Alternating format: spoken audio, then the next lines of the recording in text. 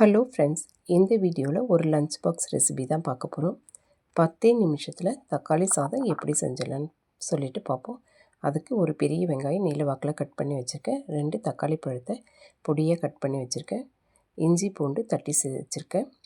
தேவையான அளவுக்கு கருவேப்பிலை, கொத்தமல்லி, காரத்துக்கு தகுந்த மாதிரி பச்சை மிளகாய், இது எல்லாத்தையுமே நல்லா கட் பண்ணி வச்சுருக்கேன். கூடவே இன்றைக்கி இது கூட நான் பச்சை பட்டாணி சேர்த்து செய்ய போகிறேன். உங்களுக்கு பச்சை பட்டாணி வேணாம்னா நீங்கள் ஸ்கிப் பண்ணிவிடுங்க. ஒரு 3 டீஸ்பூன் எண்ணெய் ஊற்றிக்கோங்க குக்கரில்.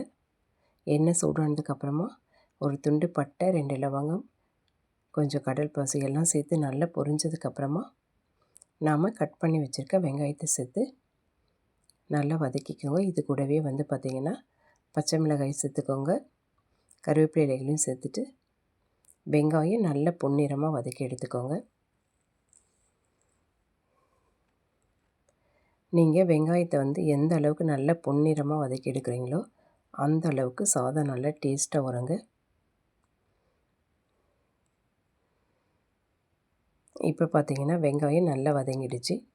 இது கூட நம்ம கட் பண்ணி வச்சுருக்க தக்காளியை சேர்த்துட்டு அதையுமே நல்லா வதக்கிக்குவோம்.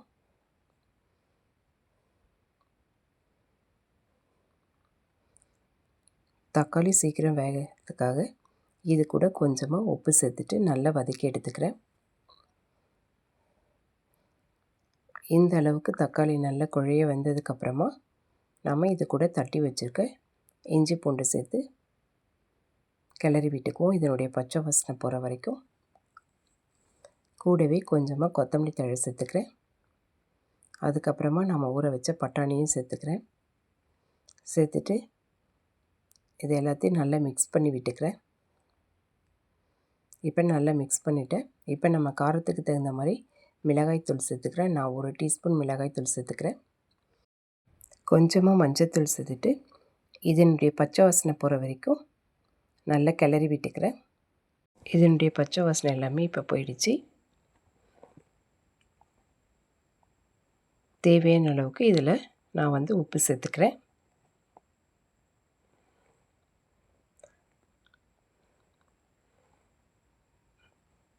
உப்பு சேர்த்துட்டு கிளறி விட்டுறேன். நான் இன்றைக்கி 1.5 கப் அரிசி ஊற வச்சு வச்சுருக்கேன். 1.5 கப் அரிசிக்கு 3 கப் தண்ணி வச்சுக்கிறேன். நீங்கள் உங்கள் சாதத்துக்கு தகுந்த மாதிரி தண்ணி சேர்த்துக்கோங்க. இப்போ நல்லா தண்ணி கொதித்து வருது. இது கூட நான் அரிசியை சேர்த்துட்டு நல்லா கிளறி விட்டுக்கிறேன்.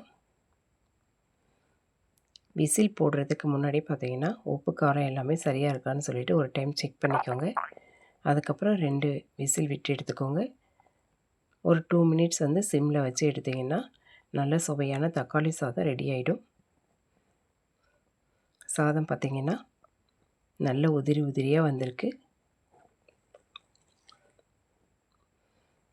இது கூட நீங்கள் கொஞ்சம் வேணும்னா நெய் சேர்த்துக்கிட்டிங்கன்னா டேஸ்ட்டு இன்னமும் சூப்பராக இருக்கும்.